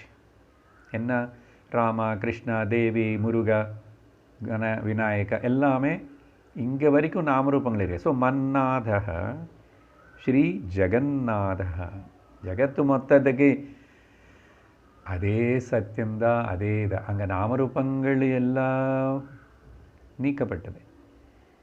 என்ன நாமரூபங்கள் வச்சுக்கிட்டு 33 கோடி தேவதைகள் 33 கோடி மக்கள் தனித்தனியாக பண்ணும்போது அப்போ சத்தியம் எங்கே வந்து சேர போகிறான்? சத்தியம் ஒன்றாதான் இருக்கணும் இல்லையோ? அதனால் மன்னாதக ஏவ ஸ்ரீ ஜெகநாதக அப்படி சொல்லிட்டு அப்புறம் மத்குரு ஸ்ரீ ஜகத்குரு. இங்கே தனிப்பட்ட ஒரு குருவனை நமக்கு வச்சுக்கிறோம், அது இருக்கணும். எனக்கு வாழ்க்கையில் சந்தித்து எனக்கு வாழ்க்கையில் உபதேசம் பண்ணி நான் அநேக வருஷம் அவருக்கு சேவை பண்ணி அவர் எனக்கு இப்படி இருந்தோம். அந்த குரு சரீரம் கூட அதுக்கப்புறம் எல்லாருடைய சரீரம் மாதிரி போயிடும். ஸோ இங்கே வந்து குரு என்னுடைய குருவனை சொல்லி அடுத்த குருக்களனை நிந்த பண்ணுறதோ, அடுத்த குருக்களை வந்து கிஞ்சப்படுத்துறதோ, அப்புறம் அவங்கள தாழ்த்தனமாக பார்க்குறதோ, எங்கள் குரு தான் பெருசு சிறந்தவர், என்ன குரு சாட்சாத் தட்சாமூர்த்தின்னு அப்படி சொல்லிக்கிறதோ இருக்கக்கூடாது. எனக்கு பொறுத்த வரைக்கும் உனக்கு குரு. ஆனால் குரு தத்துவம் வந்து தெரிஞ்சுக்கினதுக்கப்புறம், குருவுடைய பெருமை தெரிஞ்சதுக்கப்புறம், தத்துவ ஞானம் ஏற்பட்டதுக்கப்புறம் மன்னாதக ஏவ ஜெகநாதகான்னு புரிஞ்சிச்சு. இப்போது மத்குரு ஏவ ஸ்ரீ ஜெகத்குரு. குருவில் இத்தனை பேர் இல்லை, ஒரே பிரம்மந்தான், ஒரே பரமசத்தியந்தான். அநேக ரூபங்கள் எடுத்துக்கிட்டு வாழ்க்கையில் வந்து அநேக பேருக்கு அங்கங்கே இந்த தத்துவத்தினை உணர வைக்கிறதுனால மத்குரு ஏவ ஸ்ரீ ஜகத்குரு. அதனால தான் இந்த மடாதிபதிகள் அவங்களுக்கு எல்லாருக்கே ஜெகத்குரு ஸ்ரீ ஸ்ரீ ஸ்ரீ ஸ்ரீன்னு சொல்லி சங்கராச்சாரியன்னு சொல்கிறாங்க. அர்த்தம் என்னன்னா குரு అనేది ஒன்றுதான். ஓகே, ஜெகத்குரு அண்ணா அதுக்கு காஞ்சி பெரியோரு வேறு விதமாக அர்த்தம் சொல்லிட்டார். பார்த்தீங்களா, ஒருத்தர் வந்து நீங்கள் எப்படி சுவாமி சும்மா இங்கே காஞ்சியில் ஒரு சின்ன ஊரில் இருந்துட்டு ஜெகத்து மொத்தத்துக்கு குரு அண்ணா, ஏன்னா ஜெகத் என்ன சாமானிய ஒரு சின்ன பொருளா, சின்ன வஸ்துவா என்ன குரு ஜெகத் அண்ணா? இல்லைப்பா, நீ என்ன புரிஞ்சுக்கிட்டாதே, ஜகத்து எனக்கு குரு அப்பா, நானும் ஜகத்துக்கு குரு இல்லை. சம்ஸ்கிருதத்தில் எப்படி அர்த்தத்தின் இப்படி எடுத்துக்கணும், சமாசம் கொஞ்சம் மாற்றுறதுன்னு வருடு அதே தான். ஜகத் குரு, ஜகத்து எனக்கு குரு. ஜகத்து யாருக்கு குருவாக இருக்கிறோ அப்படிப்பட்ட சுவாமி காஞ்சி மகா பெரியோர்கள் ஜெகத் அவருக்கு குரு. அதனால்தான் ஜெகத் மொத்தத்துக்கு அவங்க வந்து சேவை பண்ணுறாங்க. மகாத்மா லோகத்தில் முன்னாடி காணப்படுற இந்த லோகத்துக்கு ஜெகத்துக்கு சேவை பண்ணுறதுக்காக தானே அவங்க வாழுறாங்க. அவங்க அடைய வேண்டியது ஒன்றும் இல்லை, ஞானம் அடைஞ்சாச்சு. அவங்களுக்கு வேறு இன்னும் ஆக வேண்டியது ஒன்றும் கிடையாது. ஸோ மத்குரு ஏவ ஸ்ரீ ஜெகத்குரு. இது என்ன சொல்கிறதுன்னா, முக்கியமாக இந்த டிஃபரன்சஸ்ஸு, பேதபாவங்கள், ஓகே, சின்ன குரு பெரிய குரு, சத்குரு அசத்குரு, இத்தனை பேர் கிடையாது. You have to understand the guru தத்துவம். உனக்கு உள்ள தத்துவ ஞானத்தினே இக்னேட் பண்ணி உருவாக்குறதே அப்படின்னு உனக்கு தோணிச்சுன்னா அங்கே இருந்துக்கோ. அது உனக்கு அது சரியான வழிதான். எங்கே தத்துவ ஞானம் தவிர வேறு எல்லா பிஸ்னஸ்ஸு பேசப்படுறதோ, உனக்கு அங்கே எதுவுமே லோக விஷயங்களே திரும்பி மறுபடியும் அங்கேயும் நடக்கிறதுன்னு சொன்னால் உனக்கு அது ஒத்து வரலைன்னா விளங்கிக்கோ. Choice is yours. You must know that what you want. அதனால் குரு ஷாப்பிங் எல்லாம் போய் இப்படி தேடுவாங்க. முதல்ல அப்படி தான் பண்ண வேண்டியிருக்கு. But it depends upon what you want. என்ன எதிர்பார்க்குற குருவன்னா, குரு கிட்டேருந்து என்ன வேணுமோ நீ எதிர்பார்க்குற. நீ எந்த ஸ்டாண்டில் இருக்க, உன்னுடைய உள்ள மைண்டுடைய ஓகே எண்ணம் என்ன, உன்னுடைய நோக்கம் என்ன, அப்படி. ஸோ அதனால் மூணாவது பாருங்க, 3 விஷயங்கள். மன்னாதः ஸ்ரீ ஜெகநாத், மன்னாதः ஏவ ஸ்ரீ ஜெகநாதः, மத்குரு ஏவ ஸ்ரீ ஜெகத்குரு, மதாத்மா சர்வபூதாத்மா. பாருங்க, சரியான அத்வைத ஞானம் ஏற்பட்டுன்னா இப்படி இருக்கும் பாவனை. இது ஸ்டேட்மெண்ட், சும்மா வார்த்தை ஸ்லோகம் இல்லைங்க. நமக்கு அப்படி இருக்கணும். மத்குரு ஏவ ஸ்ரீ ஜெகத்குரு, மன்னாத ஏவ, நான் பூஜிக்கிற கடவுளே தான், சர்வம் உலகம் மொத்தம் அந்த சத்தியத்தினாலேயே தான் இருக்குது. தப்பு கிடையாது. எனக்கு பொறுத்தவரை கிருஷ்ணா தான் சர்வம் ஜெகத்துக்கு காரணபூதம்னு சொல்லிக்கோ. ஆனால் இந்த தத்துவ ஞானம் வரும்போது ஆக்சுவலாக அந்த கிருஷ்ணநாமா இல்லாத அலைஞ்சு போய் நிர்குண நிராகார பிரம்ம வஸ்துன்னு நீ உணர்ந்துவாய். அதனால் குருவும் அப்படி தான். ஸோ எனக்கு எந்த பேதபாவனையும் இல்லை, எல்லாருக்கும் நமஸ்காரம் பண்ணுறோம். ஆனால் எனக்கு எங்கே என்னுடைய உள்ளே இருக்கிற அந்த த டிசைர் ஃபார் த முமுட்சுத்துவத்துக்கு எனக்கு வழிகாட்டுறதுன்னா அங்கே சரண்டர் பண்ணிக்கோ. அது சரியா? அதனால் தஸ்மை மத் ஆத்மா, ஆத்மா கூட நான் என்ன ஆத்மானு நான் உணர்ந்தாலும் சச்சிதானந்த ஸ்வரூபமனி சர்வபூதங்களுக்குள்ளேயும் இருக்கிறது அந்தராத்மா. அதே தான் சர்வத்திர சமதர்ஷனா. சரியா? ஸோ இப்படிப்பட்ட ஒரு அத்தியந்த உன்னதமான ஞானம், உணர்வு, தெளிவு எனக்கு ஏற்படுச்ச அந்த குருவுக்கு நமஸ்காரம். அடுத்தது 13வது ஸ்லோகம் படிக்கிறோம்.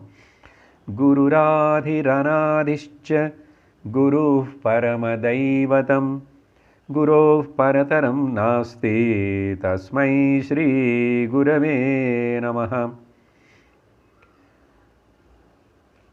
குரு பரமதைவதம். இது கொஞ்சம் முந்தாவது ஸ்லோகங்களில் சொன்ன மாதிரி ரெப்பிட்டேஷனாக இருக்கு. ஸோ பரம தெய்வத்தம் வந்து பரம தெய்வம். இப்போது தெய்வம் தேவம் இத்தனை தேவதைகளை பற்றி, கடவுளை பற்றி, அவதாரங்களை பற்றி சொல்கிறோம். புராணங்கள் கதைகள் எல்லாம் சொல்கிறது. யாராவது உண்மையாக பார்த்தாங்களோ?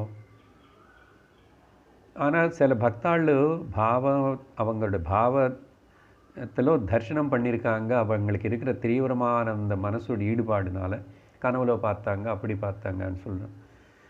பட் ஜெனரல்லி அந்த நம்ம பூஜிக்கிற நினைக்கிற கடவுள்னு சாதாரணமாக எல்லோரும் பார்க்க முடியறதில்லை. சாதாரணமாக பார்க்க முடியல. எக்ஸப்ஷனலில் யாரோ பார்த்தாங்கன்னு சொல்லாதங்க. அப்படி இருக்கும்போது இப்போது முன்னாடி உனக்கு வந்து அந்த அசலு அந்த கடவுளுடைய தத்துவம் என்ன, கடவுளன்னு என்ன நினச்சிட்ருக்கேன்? நீதான் அந்த ஈஸ்வரன் கடவுளன்னு சொல்லும் போது அந்த குருவுக்கு என்னதான் பிரயோஜனம்? சுவாமிஜி சொல்கிறாருல அடிக்கடிக்கு, நிசர்கதத் மகாராஜோட எக்ஸாம்பிள். குரு வந்து யூ ஆர் தட், நீ பரபிரம்மன்னு சொல்கிறார் எனக்கு. அப்படி சொன்னால் அந்த குருவுக்கு என்னதான் பிரயோஜனம், லாபம்? நானும் கிரேட்டுன்னு சொல்லிக்கிட்டு உனக்கு ஒன்றும் தெரியாதுன்னு சொன்னால் அவருக்கு ஏதோ பெருமை ஆனந்தம் இல்லைன்னு அப்படின்னு. அவர் என்ன வந்து you are the source of the entire universe, you are சச்சிதானந்த ஸ்வரூபம்னு சொன்ன குருவுக்கு என்னதான் கிடைக்கும்? அப்போது அது சத்தியமாக இருந்திருக்கணும். எதுவுமே கிடைக்காமல் அவருக்கு ஒரு ப்ராஃபிட் இல்லாமல் இப்படிப்பட்ட என்னை பற்றி சொல்கிறாருன்னா இட் இஸ் நாட் ஃபால்ஸ். அந்த நம்பிக்கையோடு தான் அவர் அந்த ஞானத்தை அடைஞ்சார், அது பிடிச்சிக்கிட்டு. ஸோ அதனால் குரு பரம தெய்வத்தம். அதனால் குருன்னு இது எப்போ தர்சனம் கடவுளை பார்க்கணும், பகவான் தர்சனம் ஆகணும்னு இப்படியெல்லாம் நினச்சிக்கிட்டே பிரமலை இருக்கிறதுக்கு பதில், கண்ணுக்கு முன்னாடி தெரிகிற உலகம் எல்லாமே, கண்ணில் தெரியும் காட்சியம் எல்லாம் கமலக்கண்ணா உன் தோற்றமனே, அதில் கூட எனக்கு தத்துவஜானத்தின் பிரசாதிச்ச எனக்கு முன்னாடி சாட்சாத் சரீரத்தின் எடுத்துகிட்டு ஒரு ரூபத்தில் இருந்து எனக்கு பண்ண அந்த குருவுக்கு மிஞ்சி இன்னொரு தெய்வம் என்ன இருக்கு? கடவுளை பார்க்கலன்னு ஏன் இன்னும் அந்த குறையும் அந்த டவுட்டு வரும்? அப்படி என்ன விஷயம் இன்னும் சரியாக மூளைக்கு போய் சேரலேன்னு அர்த்தம். குரோஹோ பரம தெய்வத்தம். ஓகே, குரு பரம தெய்வத்தம். என்னோட குரு த அல்டிமேட் காட். என்னுடைய குருவுக்கினும் ஈஸ்வரனுக்கு எனக்கு எதுவுமே வித்தியாசம் தெரியறதில்லை. குருவே பிரம்மம், குருவே த ஈஸ்வரன், குரு சாட்சாத் சர்வம். அப்புறம் என்னுடைய குரு வந்து எப்படிப்பட்ட ஈஸ்வரனு? குருவுக்கு இங்கே தானே சொல்கிறார், குரு பரம தெய்வதம், பரம தெய்வம், தெய்வம் குரு ஒன்று தான். எப்படிப்பட்ட ஈஸ்வரன் இவர்? அப்படி ஏதாவது ஒரு சந்தேகம் வந்தால், ஆதிஷ்ச அநாதிஷ்ச, ஆதி என்ன காரணம், அநாதி என்ன அகாரணம். ஓகே, இந்த உலக மொத்தத்துக்கு காரணபூதமான அதுக்கு பேர் ஆதிஷ்ச. அநாதிஷ்சன்னு சொன்னால், ஆனால் காரிய காரணங்களுக்கு விலட்சணமாக தாண்டி நிற்கிற அவர் அநாதிஷ்ச. இல்லை ஆதி இருக்கிறவரும் ஆதி இல்லாதவர்னு சொல்லணும். ஆனால் அதுக்கு அர்த்தம் ஆக்சுவலாக காரணம் அண்டு காரியம் అనేది காரணம் அகாரணம், காரண காரணாய. விஷ்ணு சஹஸ்ரநாமத்தில் எல்லா காரிய பிரபஞ்சத்துக்கு அவர் காரணமாக இருக்கார், ஆனால் அவர் அகாரணமாக இருக்கார், அவருக்கு காரணம் இல்லை. அந்த காரணத்துக்கு இன்னொரு காரணம் இல்லை. த காஸ்லெஸ் காஸ், அநாதிஷ்ச. அப்படின்னா ஆதிஷ்சன்னா ரிலேட்டிவ் ட்ரூத்து, அநாதிஷ்சன்னா ஆப்சல்யூட் ட்ரூத்து. ரெண்டு இருக்குல்ல, ரிலேட்டிவ் ட்ரூத் இருக்கு. அப்போது இந்த ரிலேட்டிவ் ட்ரூத் எப்படி காணப்படுறதுன்னா கால ரூபத்தில் காணப்படுது. இன்னொரு அர்த்தம், ஆதிஷ்சன்னா காலம் இன்க்ளூடட், அநாதிஷ்சன்னா அகாலம், காலத்துக்கு அப்பாற்பட்டது, காலத்தினால் தொடாததை. ஸோ அப்படியும் இந்த மாதிரி அர்த்தம் எடுத்துக்கணும், ஆதிஷ்ச அநாதிஷ்ச. அதனால் அப்படிப்பட்ட அந்த ஆதி அநாதி ரெண்டுமே ஆயிருக்கிற அந்த குரு பரதரம் நாஸ்தி அப்படின்னு சொல்லி இந்த 13வது ஸ்லோகத்தோட குருகீதையிலிருந்து எடுக்கப்பட்ட முக்கியமான ஸ்லோகங்கள் எல்லாம் முடிஞ்சது. ஓகே, அண்டு அதுக்கப்புறம் இந்த ஸ்லோகங்கள் எல்லாம் இப்போ வரைக்கும்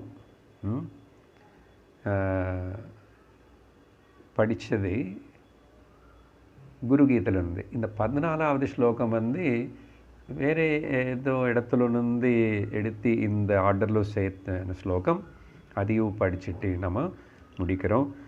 த்வமேவ மாதா ச பிதா த்வமேவ, த்வமேவ பந்துஷ்ச சகா த்வமேவ, த்வமேவ வித்யா த்ரவிணம் த்வமேவ, த்வமேவ சர்வம் மம தேவதேவ, த்வமேவ சர்வம் மம தேவதேவ.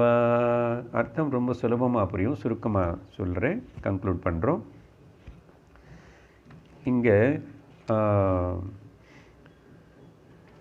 என்னன்னா இங்கே கம்ப்ளீட் சரண்டர்னு காட்டுறது இந்த ஸ்லோகம். Complete surrender. கம்ப்ளீட் சரண்டர் பண்ணோம்னா நீதான் எனக்கு அம்மா, நீதான் எனக்கு அப்பா, நீதான் எனக்கு பந்து, நீதான் எனக்கு ஸ்நேகிதனு, நீதான் எனக்கு பணம், ஆல்சோ திரவிணம், அப்புறம் வித்யா, எல்லாமே. இங்கே இன்னும் கூட நிறைய சேர்த்துக்கலாம். Some examples கிவேன். ஸோ இது மொத்தம் நீதான்னு சொல்லும்போது என்ன அர்த்தம்? இது வந்து complete surrender and accepting of the totality, சமஷ்டி. அதனால் இந்த வெஷ்டிக்கு வர கஷ்டத்துலேருந்து நம்ம வெளியில் வரணும்னா எப்போவுமே சமஷ்டி பற்றி திங்க் பண்ணிகிட்டே இருக்கணும். சமஷ்டியில் என்ன நடக்கணுமோ, எது நடக்கணும், எதுக்காக நடக்கணுமோ அது நடந்து கொண்டு இருக்கிறதுன்னு சொல்லிட்டு you have to always tune with the totality. அந்த டோட்டாலிட்டிக்கு டியூன் பண்ணிட்டு அதில் லயிச்சு போகிறதுக்கு பேர் தான் இண்டிவிஜுவாலிட்டி, அகங்காரத்தினு லிக்விஃபைடு பண்ணுறதுன்னு அர்த்தம். ஸோ அது காட்டுறதுக்காக தான் இந்த ஸ்லோகம். லோகத்தில் எனக்கு பயாலாஜிக்கல் பாடி கொடுத்த, இங்கே இன்னொரு அர்த்தம் மாதா பிதா முக்கியமாக சொல்லும் போதும், என்னுடைய ஜீவனா எனக்கு ஒரு சரீரம் வேணும் தங்கிறதுக்கு எனக்கு பயாலாஜிக்கல் பாடி கொடுத்த, இந்த ஜீவக்கு ஜென்மம் கொடுத்த அம்மா அப்பா. ஆனால் இந்த ஜீவனுக்கு முக்தி கொடுத்துட்டு ஜென்மம் இல்லாமல், இன்னொரு ஜென்ம தேவையில்லாமல் ஜீவனுக்கு முக்தி கொடுத்த உண்மையான இன்னொரு ஜென்மது. இந்த ஜென்ம ஞானம் எனக்கு உள்ளே பிறந்துச்சு, அஜ்ஞானம் போயிடுச்சு. அதனால் ஞானம் பிறந்ததுனால அந்த ஞானத்தின் பிறக்க வைக்கிறதுக்கு அப்பாவா அம்மாவும் எல்லாமே நீவாக தான் இருக்க. அதனால் யூ ஆர் மை இது, எனக்கு ஜீவன் முக்தன் பண்ணி விட்டுடுறீங்களே, அப்படிப்பட்ட ஞானம் கொடுத்ததுனால this is the second birth. அதனால தான் சொல்கிறோம், பை பர்த் எவ்ரிபடி இஸ் அக்ஞான. அதுக்கு ஒரு பயாலாஜிக்கல் பேரண்ட்ஸ் இருக்காங்க. ஆனால் அந்த மனுஷனுக்கு சம்ஸ்காரம் பண்ணி, உபநேத சம்ஸ்காரம் பண்ணி, குரு உபதேசம் வாங்கிட்டு த்விஜன் ஆகிடுவான், ட்வைஸ் பார்ன், மறுபடியும் ஜென்மம். என்ன ஜென்மம்? ஞானம் அனு ஜென்மம். மறுபடி ஜென்மம்னு அடுத்த சரீரம் இல்லை, ஞானம் வந்து அடுத்த சரீரம் இல்லையே. ஸோ அதனால் இப்படி பந்து சகா அப்படி. அதனால் லோகத்தில் நான் இங்கே இருக்கிற எல்லாருனையும் நேசிப்பேன், எல்லாரும் கூட அன்பாக இருப்பேன். விவகாரத்தில் அவங்க அந்தந்த இடத்துல இருக்கட்டும். ஆனால் நான் யாருன்னே, அவங்க எல்லாரும் இன்டர் ரிலேஷன், டெம்பரரி டிபெண்டன்ஸ் தான். இது ஒரு ட்ராமாலோ கூடி சேர்ந்து ஆக்ட் பண்ணுற மாதிரி, ஒரு ட்ரெயினில் தற்காலத்துக்கு உட்காந்துட்டு ஜெர்னி பண்ணுற மாதிரி தான். தவிர இது நான் நித்தியமும் சத்தியமும் பர்மனெண்ட்டாக நினச்சிக்கலே. ஓ குருவே, சர்வம் நீதான். ஒருவேளை சப்போஸ் பாருங்கள், வாழ்க்கையில் ஒரு மனிதனுக்கு அவங்க பேரண்ட்ஸ் ஓல்டு ஆயிடுச்சுன்னா அவங்க போயிடுவாங்க. அப்போ அவங்க வாழ்க்கையை நடத்தணும் இல்லையா? அப்படி நடத்தும்போது எனக்கு இனிமேல் அம்மா அப்பா யார்? ஐயோ, ஞானம் கொடுத்துட்டு என்னை வந்து இந்த துக்கத்தில் நின்று கரையேற்றின நீங்கள் தான் எனக்கு உண்மையான அம்மா அப்பா. அப்புறம் சில வாட்டி பந்துகளும் போயிடுவாங்க, பந்துகள் விட்டுட்டு போயிடுவாங்க, துவேஷிச்சு போயிடுவாங்க. அந்த சமயத்தில் கூட நான் ஒன்றும் கண்டிக்கலை, நீ தான் எனக்கு உண்மையான பந்து.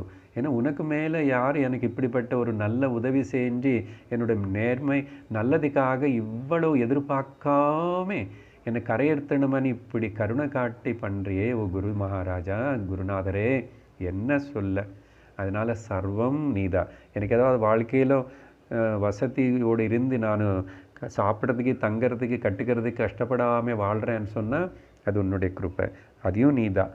எனக்கு ஏற்பட்ட வித்யா எல்லாமே, எனக்கு ஏற்பட்ட அறிவு, இதில் என்ன நானும் అనేది சொல்கிறதுக்கு ஒன்றுமே இல்லை, கிளைம் பண்ணுறதுக்கு. அகங்காரத்துக்கு இங்கே இடமே இல்லைன்னு சொல்கிறது இந்த லாஸ்ட் ஸ்லோகத்துடைய இது. எப்போ அல்டிமேட்லி லாஸ்ட் கன்க்ளூஷன் என்னன்னா, இவ்வளோ ஸ்லோகங்கள் சொன்னோம், இது எல்லாத்துடைய மீனிங் அப்படியெல்லாம் படித்ததுக்கப்புறம் சும்மா ரிவரன்ஸு காட்டுறது மட்டுமே இல்லை. ஓகே, பாடியாக பர்சனாக இருக்கிற குருவுக்கு ரிவரன்ஸ் காட்டுறோம், ஆனால் அதிமுக்கியம் இல்லை. இன்றைக்கி காலையில் சுவாமிஜி கூட அந்த அவருடைய முதல் கொஞ்சம் நிமிஷம் சத்சங்கத்தில் பேசியிருக்கார். பாடிலி பர்சனுக்கு நம்ம ரிவரன்ஸு மட்டும் கொடுக்கல, ஆக்சுவலி அவருடைய டீச்சிங்கு, அந்த டீச்சிங் உபதேசத்துக்கு. ஏன்னா சரீரம் இருக்கும் கொஞ்ச நாளுக்கு அப்புறம் எத்தனோ குருக்கள் வந்தாங்க போகிறாங்க, குரு பரம்பரை போயிட்டே இருக்குது. ஆனால் டீச்சிங் வந்து எட்டர்னல். நாராயண பகவான் என்ன முதல்ல சொல்லிக் கொடுத்தாரோ, அப்புறம் இங்கே சதாசிவ சமாரம்பான்னு வச்சு சங்கரர் என்ன சொல்லிக் கொடுத்தாரோ, இன்னைக்கு இப்போ லோகத்தில் இருக்கிற இந்த குருக்கள் எல்லாரும் என்ன சொல்லிக் கொடுக்குறாங்களோ, எட்டர்னல் நாலேஜ். அதனால் நேமோ ஃபேமோ இது எட்டர்னல் கிடையாதுங்க, நல்லா புரிஞ்சுக்கோங்க. Last concluding statements. சங்கரா வந்தார் போயிட்டாரு, ஓகே. அப்புறம் வியாசர் வந்துட்டார் போயிட்டாரு. இத்தனையோ பேர் appears and disappears. Forms comes and goes, names also comes and goes.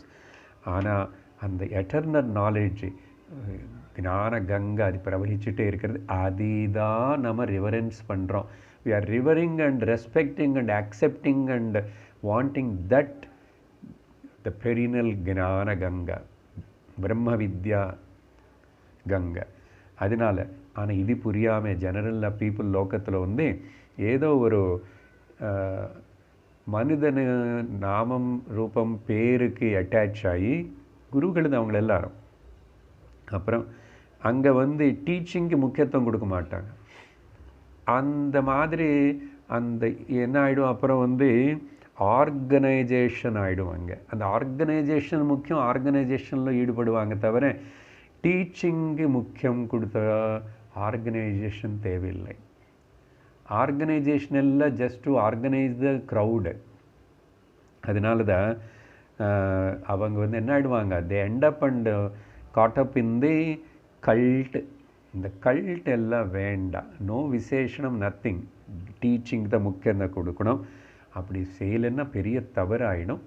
தெரியல, தவறிட்டு சில பேர் அப்படி எல்லாம் கூட அந்த கல்ட்டுக்கு ஆர்கனைசேஷனுக்கு அதிக முக்கியத்துவம், அந்த மனிதனுக்கு முக்கியத்துவம் கொடுக்குறாங்க. த டீச்சிங், எட்டர்னல் டீச்சிங், அப்படிப்பட்ட எட்டர்னல் டீச்சிங் யாருடைய சொத்து கிடையாது. நாமரூபங்கள் வரும் போகும். அநேக காலங்க அனந்த காலமாக இந்த சனாதன தர்மத்தில் ருஷி பரம்பரையில் நம்ம வந்திருக்கிறோம். அப்படிப்பட்ட ருஷி பரம்பரைக்கு எல்லாருக்கும் வணங்கி நமஸ்காரம் பண்ணி, சர்வேபியோ ருஷிபியோ நமோ நம, பிரம்மாதிபியோ பிரம்ம சம்பிரதாய கர்த்திருபியோ வம்ச ருஷிபியோ பரம ருஷிபியோ நமோ நமன்னு சொல்லிட்டு இந்த குரு பூஜனைக்கு நம்ம இந்த குரு ஸ்தோத்திரோடைய அர்த்தத்தினை, ஸ்ரீ குரு தத்துவத்தினை முடிவு செய்கிறோம். ஓம் பூர்ணமதః பூர்ணமிதம் பூர்ணாத் பூர்ணமுதச்யதே பூர்ணஸ்ய பூர்ணமாதாய பூர்ணமேவாவசிஷ்யதே. ஓம் சாந்தி சாந்தி சாந்தி. ஹரிः ஓம் ஸ்ரீ குருभ्यो நமः. ஹரிः ஓம். ஹரி ஓம் தத் சத்.